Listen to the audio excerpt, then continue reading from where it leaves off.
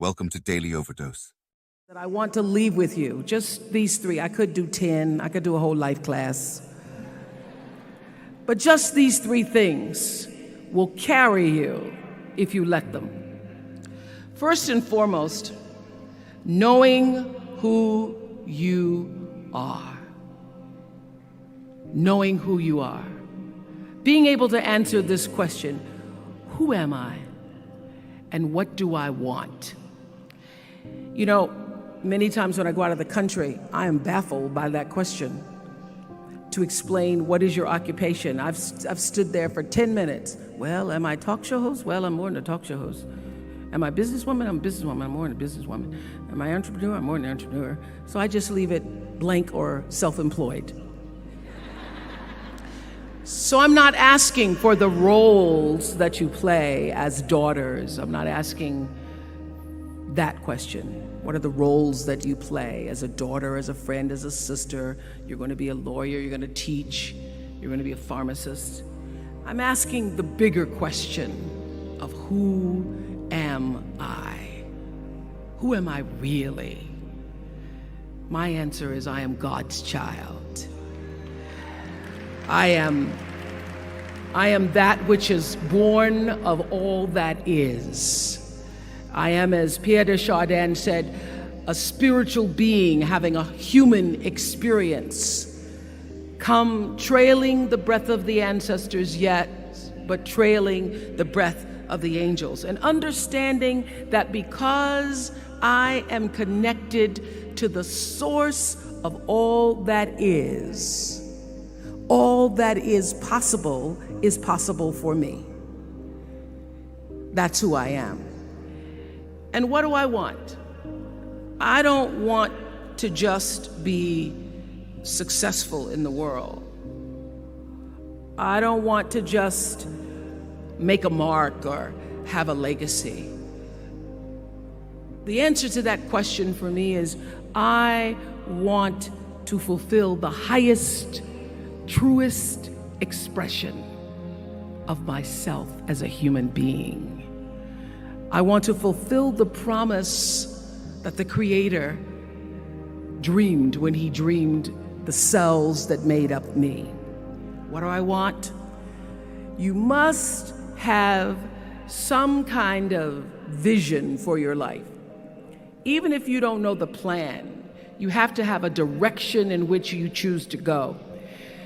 I never was the kind of woman who liked to get in a car and just go for a ride. I had a boyfriend who would say, let's just go for a ride. I want to know, where are we going? Do we have a destination? Is there a plan? Or are we just riding?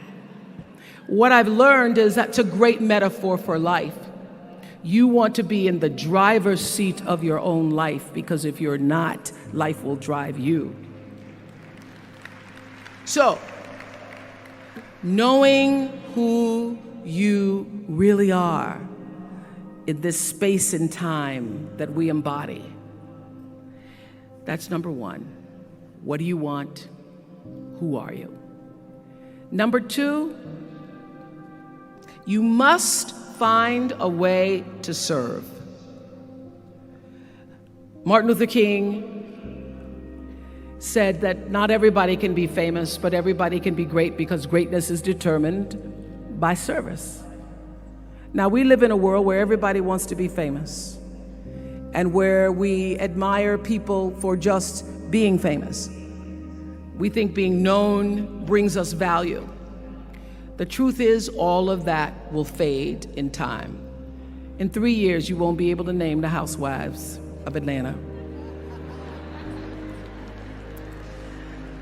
The real truth is that service and significance, service and the significance that you bring to your service is that which is lasting. So to be able to, whatever your occupation or job or talent or gift is, our honorees today getting doctorate degrees, to apparently opposite fields, HIV and AIDS and the spoken word. But what they have in common is service, using the spoken word in service to community and the world, using your knowledge and information about HIV and AIDS and medicine in service to the world. And if you look at all the most successful people in the world, whether they know it or not, they have that paradigm of service. Everybody's talking about Mark Zuckerberg and IPO. Service. Jay-Z rapping. Service. Through the word, to people, through song. For many years, I was really just happy to be on TV, and people would stop and say, "Oh, you on TV?" "Yeah, I'm on TV. I like being on TV. It's a nice job." And it was about the time that I received my honorary doctorate from Spelman around 1993. So I don't know if that had something to do with it. I thought of myself as Dr. Winfrey.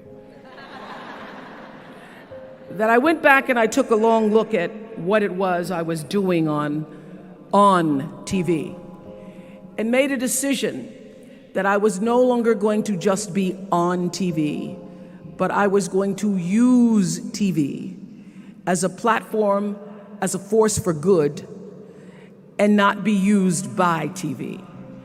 And I will tell you, my decision to make that significant change in the way I operated on television, using television as a service, changed my career exponentially. Service through medicine, service through art, using whatever it is you produce, your product, as a way of giving back to the world. When you shift the paradigm of whatever it is you choose to do to service, and you bring significance to that, success will, I promise you, follow you. Service and significance equals success. That's number 2. Number 3, it's so simple, but so hard to do. Always do the right thing. Always.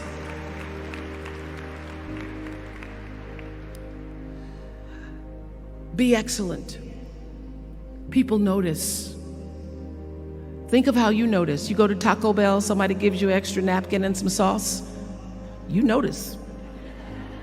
You want to go back to that person, because even at Taco Bell, excellence shows itself.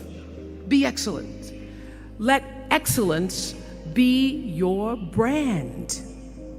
Everybody talks about building a brand. I never even knew what that was. When people would say, "You're a brand," I would say, "No, I'm just Oprah."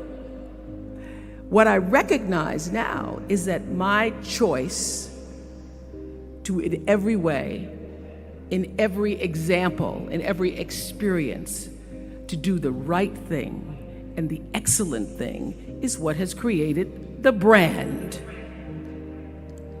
Years ago, I did an ad for Revlon for an ad they were doing called Unforgettable Women. And what I know is that when you are excellent, you become unforgettable. People remember you. You stand out. Regardless of what it is, you become an unforgettable woman. And that is what we all want. We want to be unforgettable. Thank you for watching our videos.